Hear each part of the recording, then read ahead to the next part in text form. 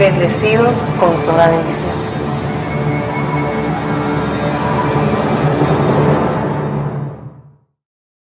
Saudações a todas as nossas fiéis testemunhas, esses amadores da luz e da verdade. Aqui estamos de novo para compartilhar palavras do céu, que te garantem conhecer a Deus completamente, e assim aprender a viver pela eternidade. Amém. No tema de hoje, Inimigos da Cruz de Cristo, vou mostrar quem são esses verdadeiros inimigos, já que ser um inimigo da cruz de Cristo é mais profundo do que parece. Pensávamos que os inimigos da cruz de Cristo eram os apóstolos, mas já que estamos vivendo nos últimos dias, onde tudo o que está escrito na Bíblia foi profetizado sobre nós, temos que entender o que isso realmente significa, para que nunca cheguemos a ser um desses inimigos. A cruz, pela qual Cristo tem inimigos, não é a de madeira, senão a cruz que eu apresento hoje diante dos homens, e pelo tipo de morte que essa cruz representa. Quando Paulo menciona que existem inimigos da cruz de Cristo, não está se referindo aos não crentes do mundo, senão aos que conhecem de Cristo em sua manifestação atual, mas não querem aceitar a morte, a qual devem morrer para ser salvos. Isso é exatamente o que vimos hoje, quando os filhos desobedientes se rebelaram contra as minhas palavras, que são a luz e a verdade de Deus. Vejamos o que diz Paulo, quando escreve aos Filipenses, no capítulo 3, do 18 ao 19. Como já lhes disse repetidas vezes, e agora repito com lágrimas, muitos se comportam como inimigos da cruz de Cristo. Seu destino é a destruição. Adoram ao Deus de seus próprios desejos e se orgulham do que é sua vergonha. Só pensam em coisas terrenas. No versículo 18, Paulo é claro em mostrar que os inimigos da cruz de Cristo são aqueles que têm um comportamento que não está de acordo ao que morrer na cruz representa, e por isso se converteram em inimigos.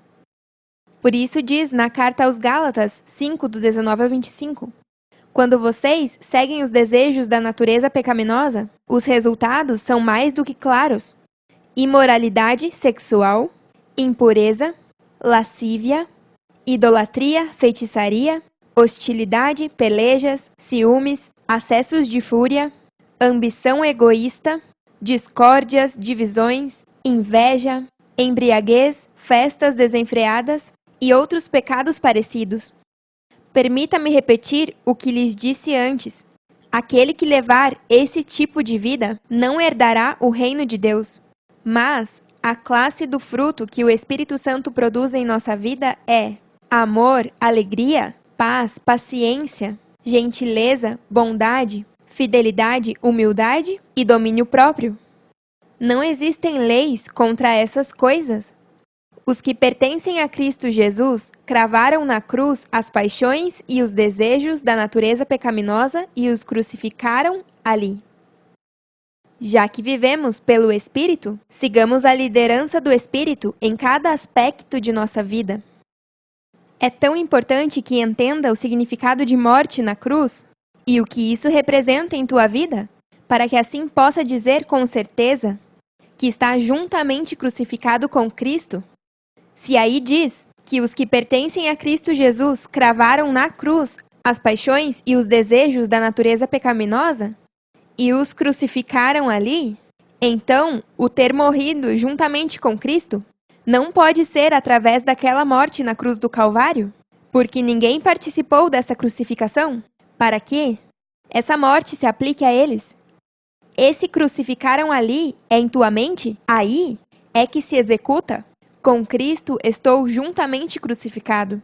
Se eu, neste corpo mortal, crucifiquei a mente carnal, que é onde estão os desejos da natureza pecaminosa, então, todo o que não quer morrer a essa morte, na cruz que eu ofereço, é um inimigo da cruz de Cristo. E esta morte é a única que te justifica, santifica e que garante a ressurreição e a imortalidade de teu corpo mortal. Também quando diz, já que vivemos pelo Espírito, sigamos a liderança do Espírito em cada aspecto de nossa vida? Se é por meu Espírito que vocês vivem, então é importante que sigam minha liderança, porque o que eu falo te ajuda em cada aspecto de tua vida. Nestes tempos do fim, todo aquele que não morre juntamente com Cristo Lisbeth é inimigo da cruz de Cristo.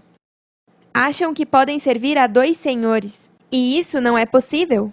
Não pode amar ao mundo e a Deus? Vejamos o que diz em 1 João 2, do 15 ao 27.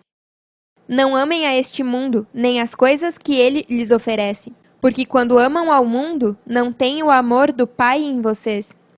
Pois o mundo só oferece um intenso desejo pelo prazer físico, um desejo insaciável por tudo o que vemos, e o orgulho do que fazemos e do que temos.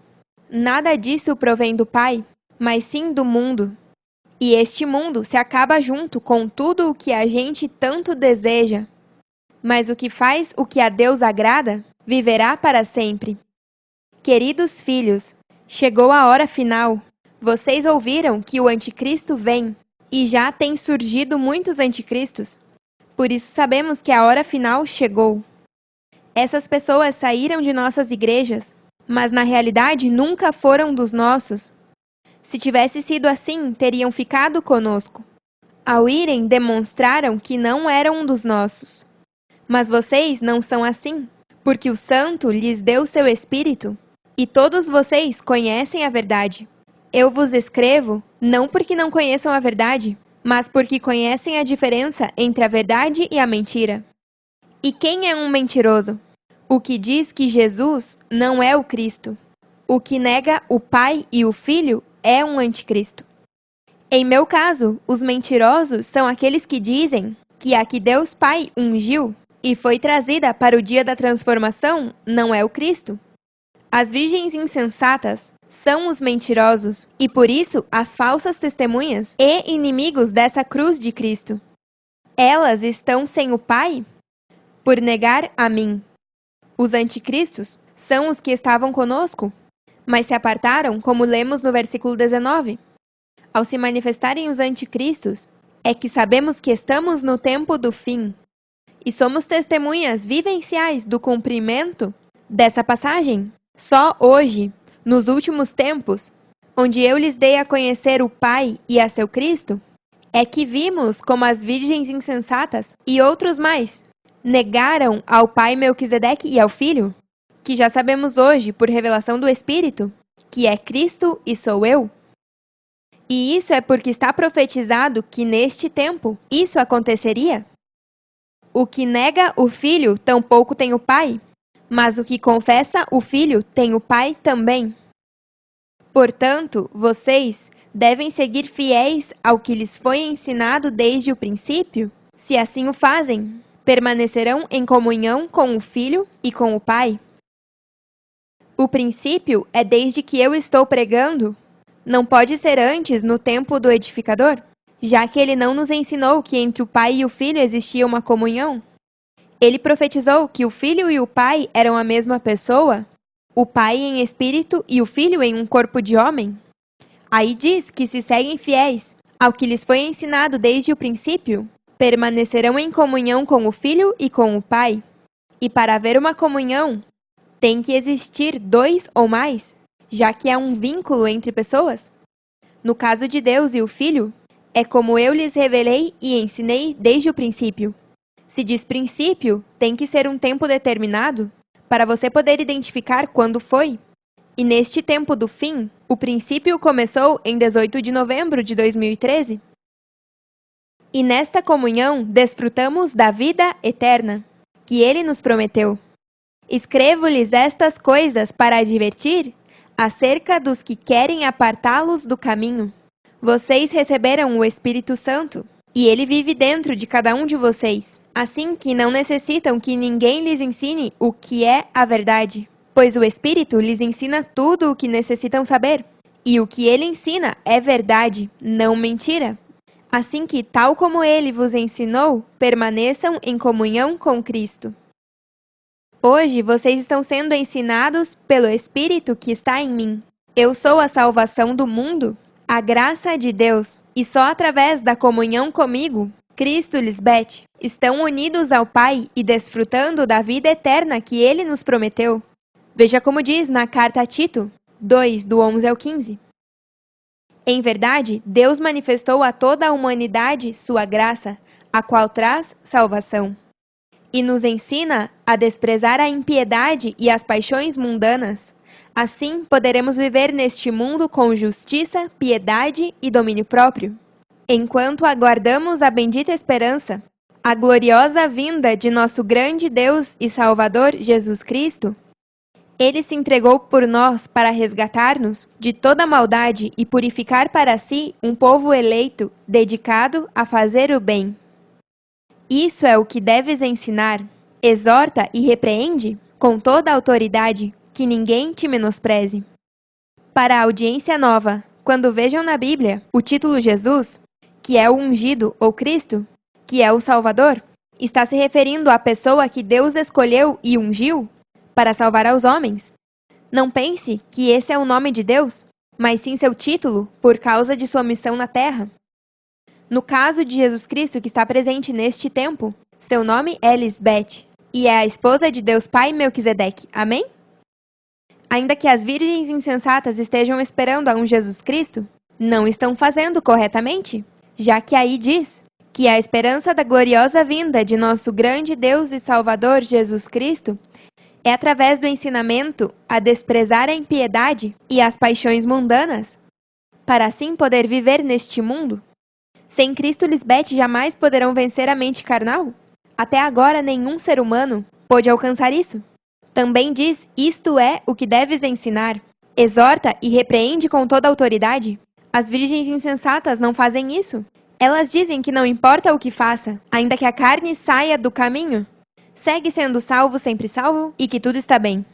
Por isso é que essas virgens nécias não viram a transformação e não haverão até que se submetam a mim, para serem ensinadas pela graça de Deus e assim saibam como viver neste mundo com justiça, piedade e domínio próprio. A graça te ensina a como guiar este corpo de morte e assim poder viver eternamente como agrada a Deus, que é em justiça, piedade e domínio próprio.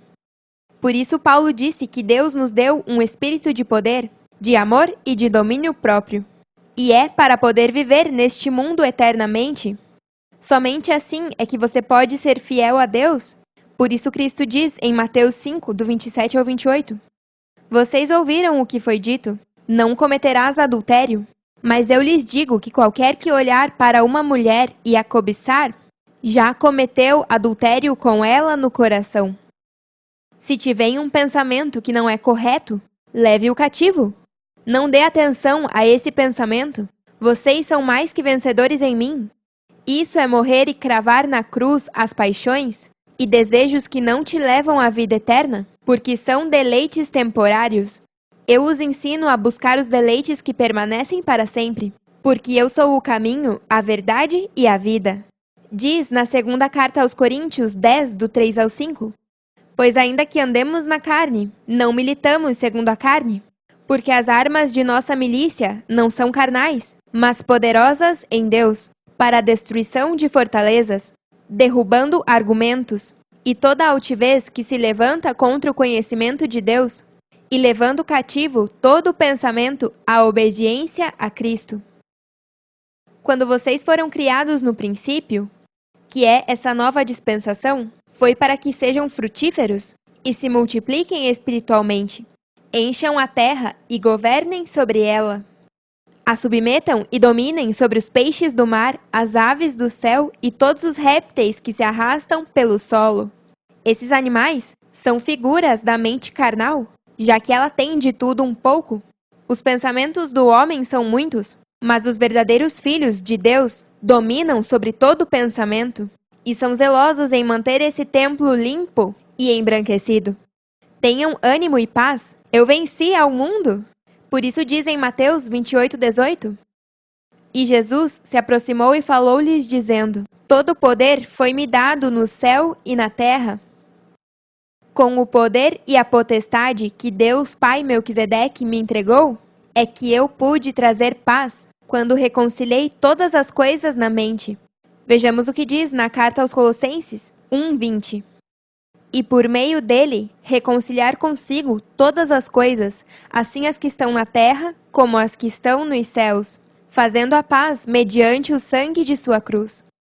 Para você poder reconciliar e fazer a paz em todas as coisas que estão na terra, que é a mente do homem terrenal, e o céu, que é a mente de Deus, tem que haver uma palavra, um ensinamento por parte de Deus mesmo, para que isso tome lugar no ser humano. E se o que eu falo te parece uma loucura, então é poder de Deus. Não te apartes. Vejamos como diz na 1 aos Coríntios 1, do 18 ao 19.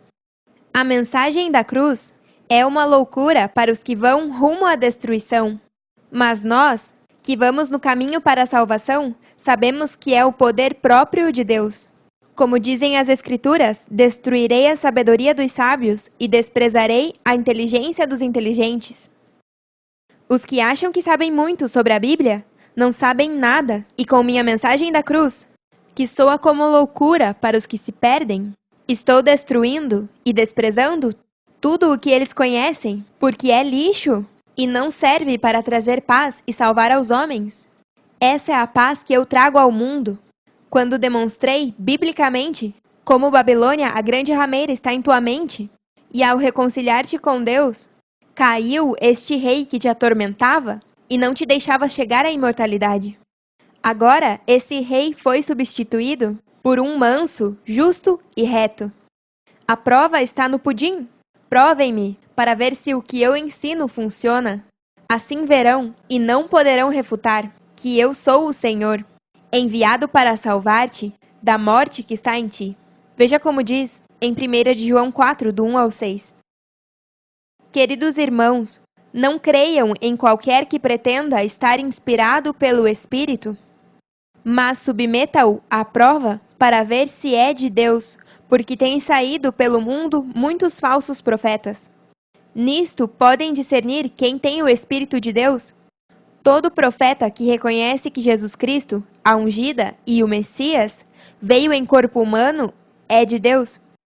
Neste versículo podemos ver que os únicos profetas que são de Deus são aqueles que reconheceram que a ungida e o Messias veio em um corpo humano. E se diz veio, é porque está manifestada, dando dons aos homens e enviando-os a profetizar. Algo que eu, como Jesus Cristo, a ungida e o Messias, tenho autoridade para fazer. E volto a repetir, provem-me nisso e verão que eu e meus santos anjos somos profetas enviados por Deus Pai Melquisedeque. E reconhecer significa distinguir ou identificar uma pessoa ou coisa entre várias por uma série de características próprias. É fundamental que, para poder reconhecer a ungido enviado por Deus Pai, Cristo teria que estar em um corpo mortal falando palavras que confirmariam sua identidade, algo que não se alcançou há 2000 anos. E isso é porque a Bíblia foi escrita para os últimos dias, ou seja, para os dias em que você e eu vivemos. Hoje estamos vivendo os últimos dias profetizados na Bíblia, já que o que falamos se cumpriu e seguirá se cumprindo. Assim, o mundo verá quem são da verdade e quem são os mentirosos e inimigos da cruz de Cristo. Quando Cristo pergunta aos seus discípulos, e vocês, quem dizem que sou eu?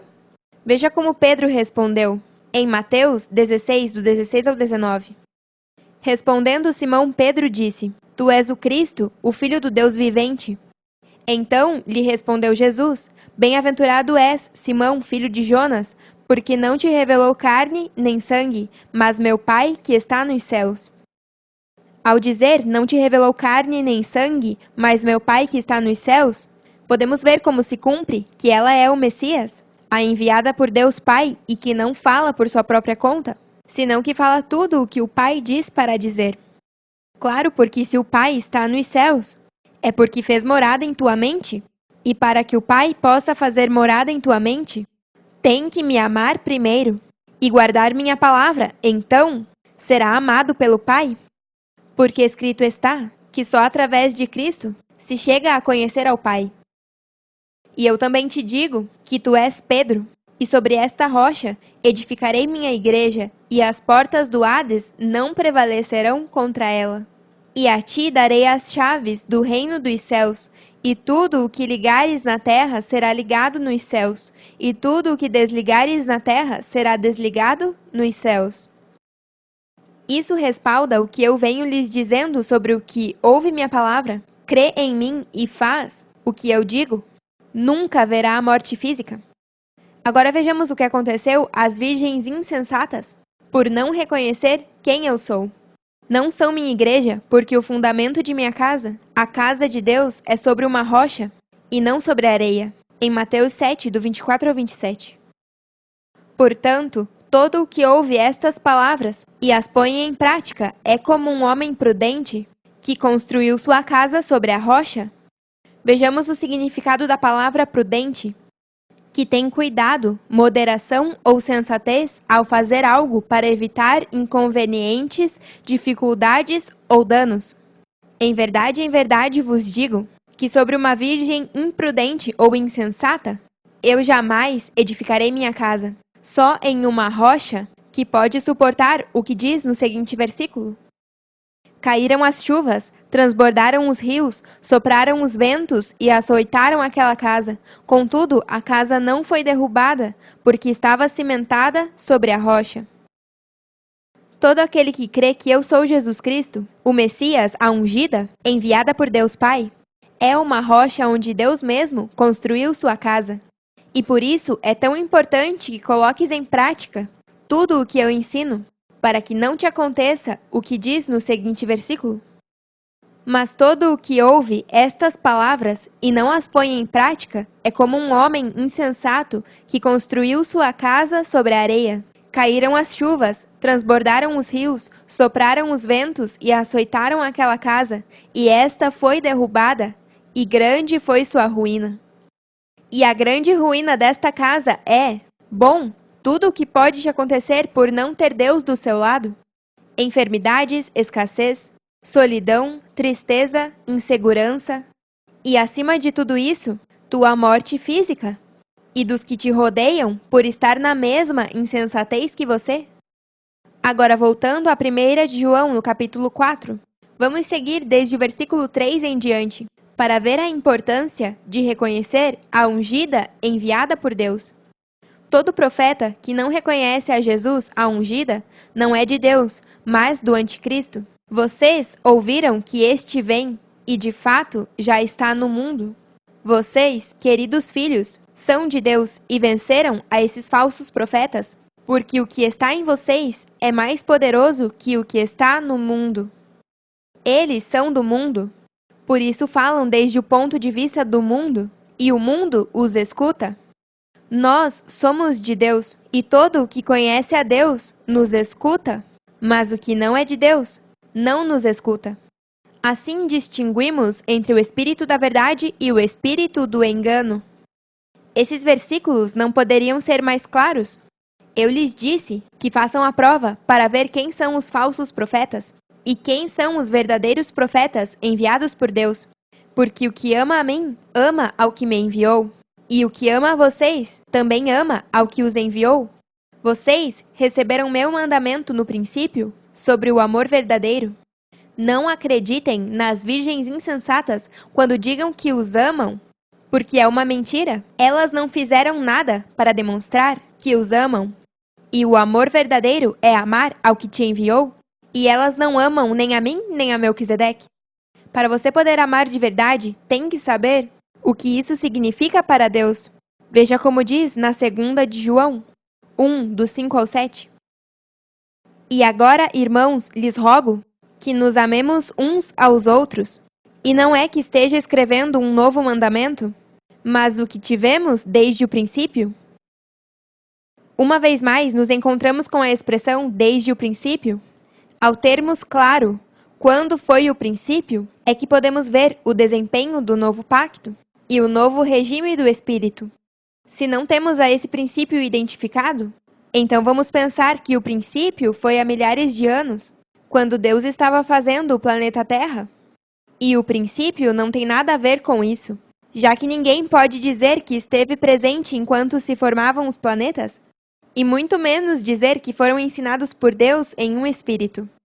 Os que dizem que estavam antes da fundação do mundo em espírito com Deus são uns mentirosos e uns contadores de história. Eu sou a única que, desde o princípio, lhes ensinei este mandamento do amor verdadeiro. Por isso Cristo diz em João 13, do 34 ao 35: Um novo mandamento vos dou, que vos ameis uns aos outros, como eu vos amei, que também ameis uns aos outros. Nisto conhecerão todos que sois meus discípulos, se tiverdes amor uns pelos outros. É através deste mandamento novo, que eu lhes dei desde o princípio, que todos conhecerão que vocês são meus discípulos. Amar ao teu próximo, primeiramente, que é Deus, o que vive contigo em tua mente como tua cabeça e ajuda idônea. E também, assim poderá amar a seu próximo, o irmão mais velho que também vive contigo. Voltemos à segunda carta de João, no capítulo 1, versículo 6. Nisto consiste o amor, em que coloquemos em prática seus mandamentos. E este é o mandamento, que vivam neste amor, tal como vocês escutaram desde o princípio. Vocês não haviam escutado sobre esse mandamento até o princípio, quando eu os ensinei, e muito menos colocado em prática. Vamos ver quais são os 2 mandamentos que Cristo manda que você cumpra. E destes 2 depende toda a lei e os profetas. Nestes versículos vão ver que fui eu, a que desde o princípio os revelei. Em Mateus 22, do 37 ao 40.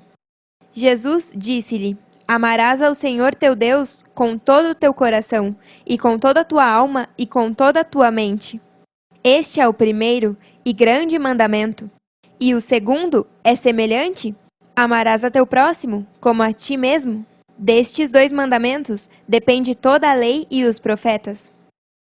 Quando ela diz: amarás ao Senhor teu Deus com todo o teu coração, com toda a tua alma e com toda a tua mente, está se referindo a amá-lo, escutando-o bem, crendo de verdade e demonstrando isso com ações. Por isso disse o profeta Ezequiel no capítulo 36, versículo 26: Vos darei coração novo, e porei espírito novo dentro de vós, e tirarei de vossa carne o coração de pedra, e vos darei um coração de carne. Dando a entender que se entrega totalmente a Deus, seu coração não será endurecido, como a pedra, tua alma se converterá em um espírito novo, e tua mente estará limpa e embranquecida para que Deus faça morada em ti. E também diz que o segundo mandamento é semelhante ao primeiro: amarás a teu próximo como a ti mesmo. Como amas a Deus, amarás a teu próximo, o irmão mais velho. Salomão disse em Provérbios 25, 21: Se teus inimigos têm fome, dá-lhes de comer. Se têm sede, dá-lhes água para beber. A comida e a água a qual se refere, neste versículo, é o que te dá Cristo Lisbete, a bebida e a comida que permanece. Hoje é que vocês demonstraram amar esse irmão mais velho, esse que em um tempo foi teu inimigo, e agora, por amá-lo como Deus ensina, é que puderam ir para dar de comer e de beber a seus inimigos. Que beleza! Agora voltando à segunda carta de João, no capítulo 1, versículo 7, veja o que diz. É que saíram pelo mundo muitos enganadores, que não reconhecem que Jesus Cristo veio em corpo humano. Aquele que assim atua é o enganador e o anticristo. O anticristo é todo aquele que não me reconhece como Jesus Cristo em um corpo humano. E já vimos muitos anticristos manifestados nesses últimos dias. Vamos terminar olhando o que diz na carta aos Efésios, para que vejam quem é a que trouxe essa paz ao mundo. No capítulo 2, do versículos 14 ao 16. Pois Cristo mesmo nos trouxe a paz. Ele uniu judeus e gentios em um só povo, quando, por meio de seu corpo na cruz, derrubou o muro de hostilidade que nos separava. O conseguiu pondo fim ao sistema de leis, de mandamentos e ordenanças. Fez a paz entre judeus e gentios ao criar dos 2 grupos um novo povo nele. Cristo reconciliou a ambos os grupos com Deus em um só corpo, por meio de sua morte na cruz, e destruiu a hostilidade que havia entre nós.